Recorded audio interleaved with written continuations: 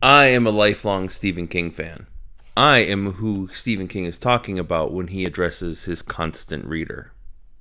I started reading Stephen King in 1994. My first read was Christine, the famous book about the killer car. Up until then, I had been reading a lot of books like Gulliver's Travels and Hatchet and Indian in the Cupboard.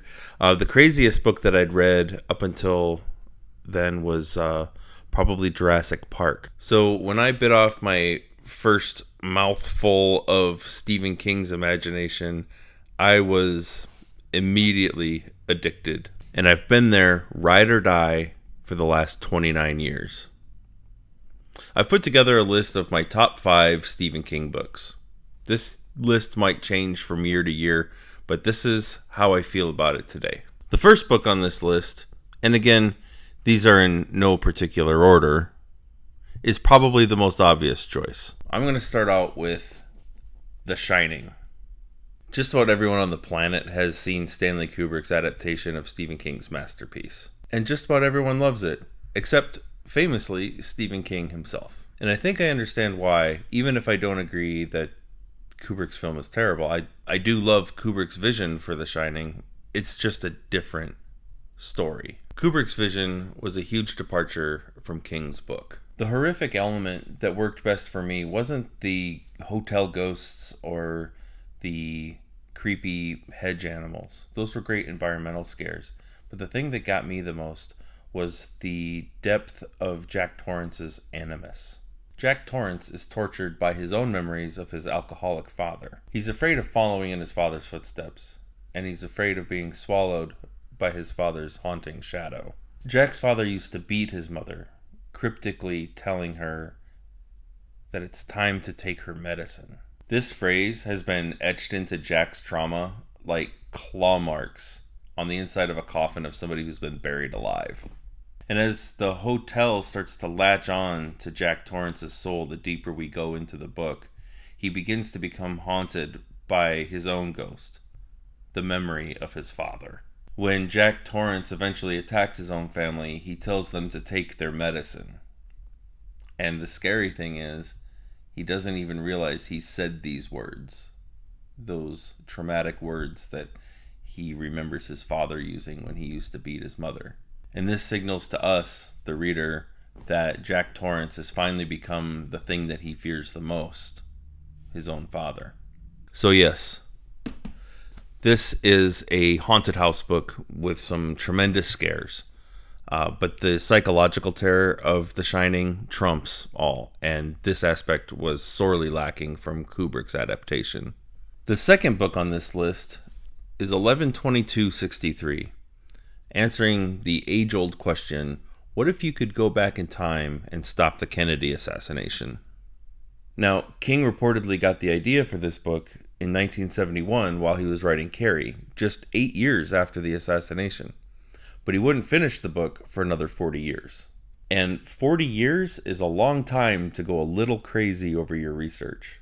But this book is immaculately researched. Now, obviously, there are no shortage of Kennedy assassination conspiracy theories, and I'm largely indifferent to them all. So I have no dog in this fight as to which possibility tree Stephen King chases as to, what might have happened.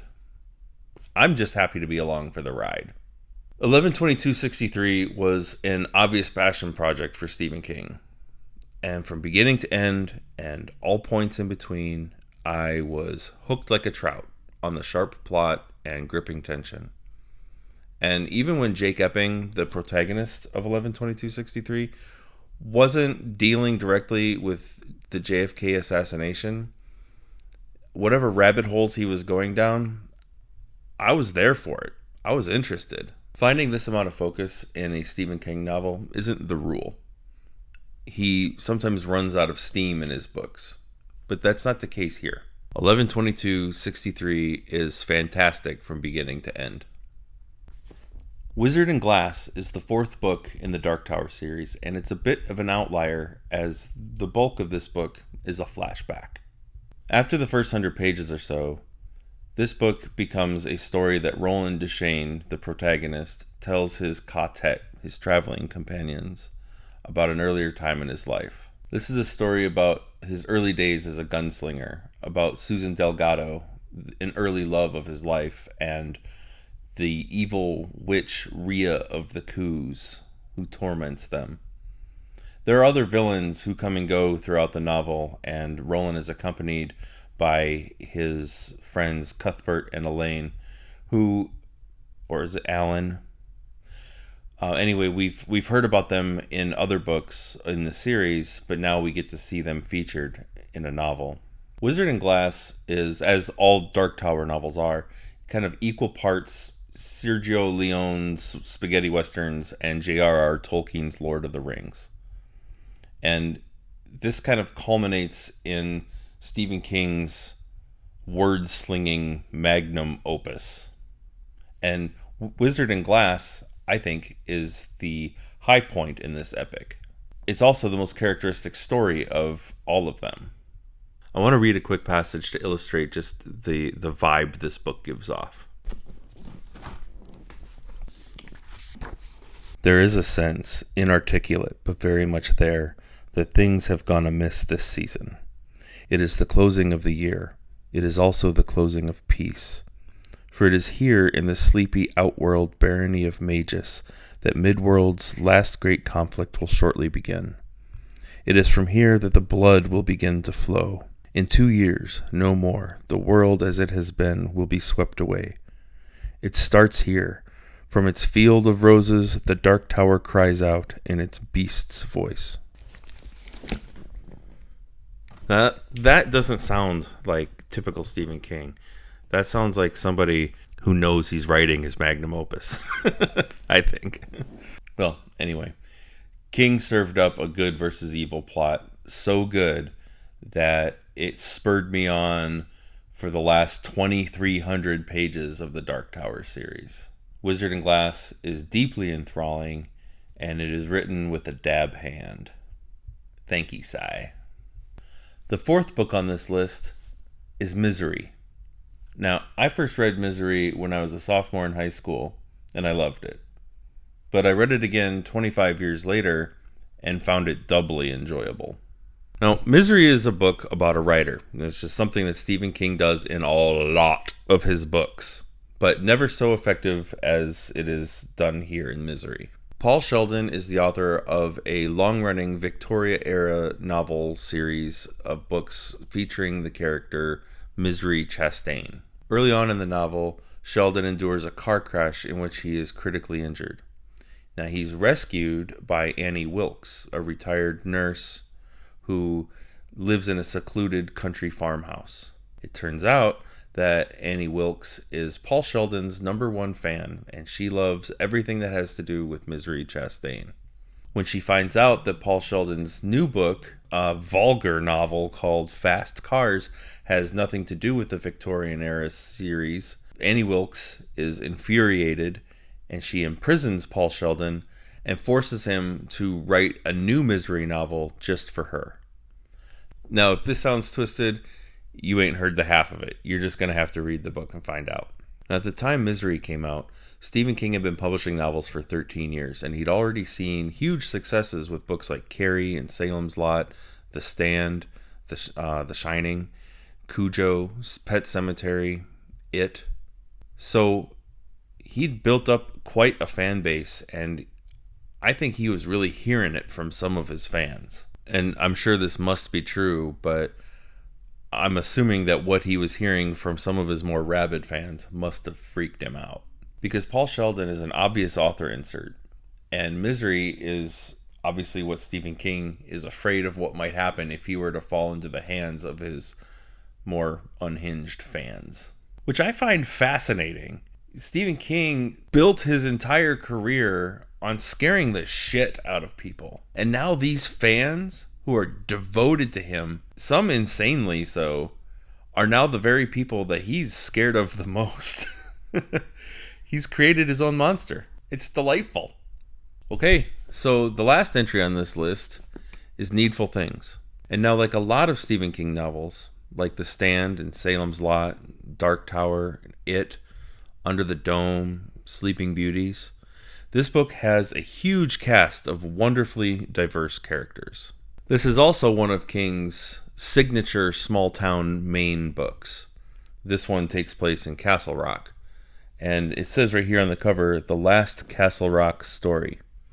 It wasn't. But you would be forgiven if, after having read the events of this book, you thought that it really was. I won't tell you why, but the action centers around a small shop owned by a character named Leland Gaunt. It's a little curio shop called Needful Things. And in this shop, you find everything that your heart most desires. The thing that you've coveted the most, maybe for your entire life. Everything from baseball cards to amulets that can cure chronic arthritis. Now, none of these objects are for sale in any typical fashion. But Leland Gaunt is happy to give you what your heart most desires. All he asks is that you play a little anonymous prank on one of your neighbors. And the townspeople are only too happy to oblige Mr. Gaunt. And as you might imagine, it doesn't take long for these pranks, for a whole town full of people pulling pranks, and these pranks escalate in intensity over time. It doesn't take long for this town to fall into mayhem. And as Castle Rock Sheriff Alan Pangborn, one of my favorite Stephen King characters of all time, tries to sort out what is going on, Leland Gaunt stays one step ahead of the law. And it all leads to a showdown of epic proportions that only could have been cooked up by Stephen King. And this book works on every level. And the parts of my brain where Schadenfreude thrives just lit up like a freaking Christmas tree reading this book. It was a devilishly fun read. Okay, that's it. That's my list. That's my top 5. At least as it stands today. And like I said in the intro, I've been a ride or die Stephen King fan for 29 years. But I freely admit that not every one of his books does it for me. As much as I loved the 5 books that I just talked about, I am equally as critical of the ones that didn't work for me. Elsewhere on this channel, you can find a review of Stephen King's 2022 release, Fairy Tale. I did a review there. The link should be in the description. And on September 5th, 2023, King will release his next book, Holly. I am assuming this is Holly Gibney, one of the characters that has become kind of a fan favorite in the last several years. So we've seen her in a number of other things. You can expect to probably hear from me a few days after that book comes out. So for more Stephen King content and other book reviews, make sure you're subscribed to the channel. And why don't you just go ahead and like this video? It's free, and it actually does help this channel quite a lot. Okay, you're awesome. Thanks very much. And tell me in the comments what you thought of my top 5.